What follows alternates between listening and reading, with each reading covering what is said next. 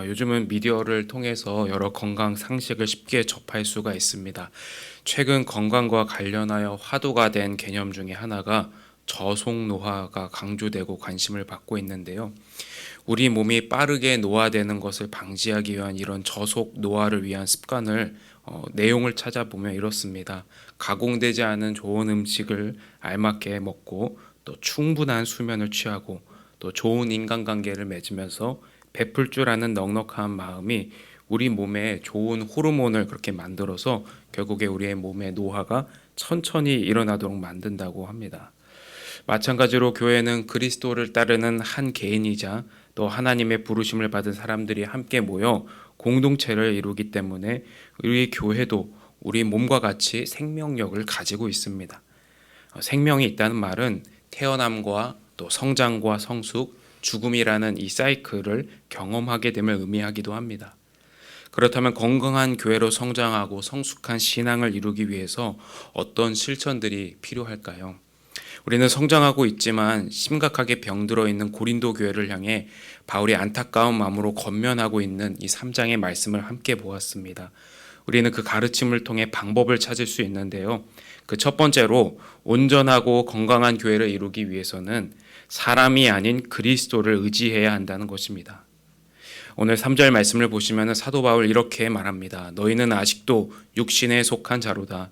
너희 가운데 시기와 분쟁이 있으니 어찌 육신에 속하여 사람을 따라 행함이 아니리요.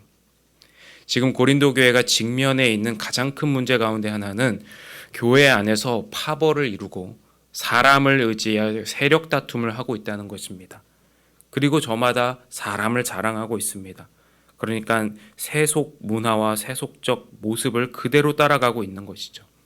고린도 교회 안에서 사람들이 누구는 아볼로가 더 낫다, 또 누구는 바울이 더 위대한 사도라고 말하면서 그리스도가 아닌 어떤 사람을, 그러니까 외적인 조건을 교회의 자랑으로 여기고 있다는 것입니다.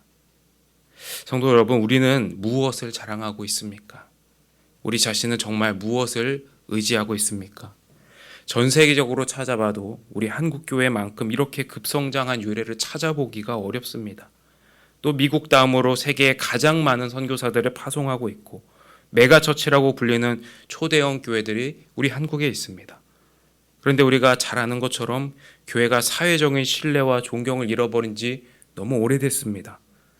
전도를 나가보면 교회에서 나왔다고 하면 차갑게 대하는 분들 많습니다. 그런데 누구를 탓할 것이 아니라 바로 우리 자신을 되돌아보아야 합니다. 믿지 않는 분들이 왜 교회를 보며 실망합니까?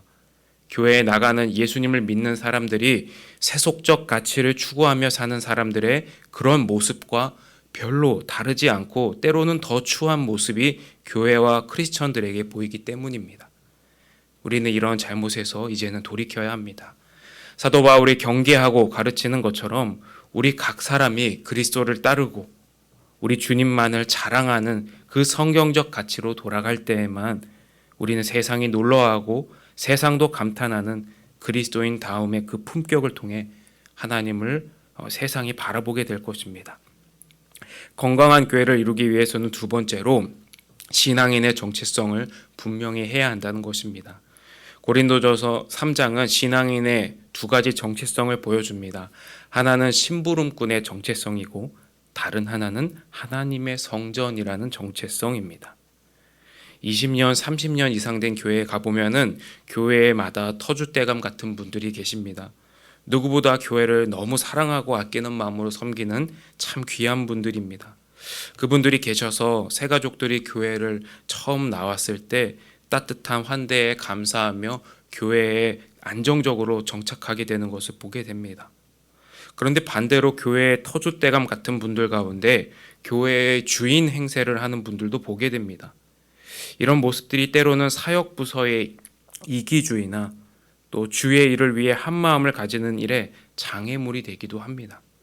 심한 경우 믿음이 연약한 지체들과 또 교회에 나온 지 얼마 안 된 새가족들이 교회를 떠나게 만드는 나쁜 요인으로 작용하기도 합니다. 그래서 우리에게는 심부름꾼의 정체성이 반드시 필요합니다. 저와 같은 목회자를 비롯한 모든 재직들 또 모든 성도들이 나는 하나님의 심부름꾼입니다. 우리는 자신을 그렇게 여겨야 합니다. 내 의견이나 내 생각, 내 경험을 내세우기보다는 지금 여기서 우리에게 말씀하시는 우리의 주인 되시는 하나님께 집중할 때 교회 안에 문제들이 해결될 수 있습니다. 건강한 교회를 이루기 위한 분명한 정체성으로 그 두 번째는 우리가 하나님의 거룩한 성전이라는 것을 기억해야 됩니다. 우리는 신앙생활을 한다는 것을 때로는 내가 주님을 위해 무언가 위대한 일, 또 기특한 일을 하는 것으로 치환할 때가 많습니다. 그러나 신앙생활의 가장 근본적인 근본은 거룩한 삶이라는 것을 우리는 결코 놓쳐서는 안 됩니다. 이것을 놓치면 교회엔 생명이 아닌 일밖에 남지가 않습니다. 그동안 한국교회가 신속정확하게 또 일사불란하게 조직적으로 움직이고 또 엄청난 액수의 헌금을 통해 정말 많은 일들, 위대한 일들 충성스럽게 해왔습니다. 그러나 이제 많은 일이 아니라 우리 각 사람이 주님 앞에 머물러야 할 때입니다. 우리와 함께 하시기 위해 우리를 하나님의 임재로 가득한 성전으로 지으시기 위해 그 아들을 내어주신 하나님의 사랑이 나에게 어떤 의미인가를 매일 깊이 묵상하십시오. 그 깊은 사귐으로 초대하시는 성령의 음성에 귀 기울여야 할 때입니다. 성령의 음성을 들어야 우리를 굴복시키려는 육신의 생각을 이길 수가 있습니다. 성령께서 우리 안에 역사해 주시기를 오늘도 겸손한 마음으로 간구하며 하나님의 선하신 능력을 의지하여 승리하시는 하루가 되시기를 축복합니다. 기도하겠습니다.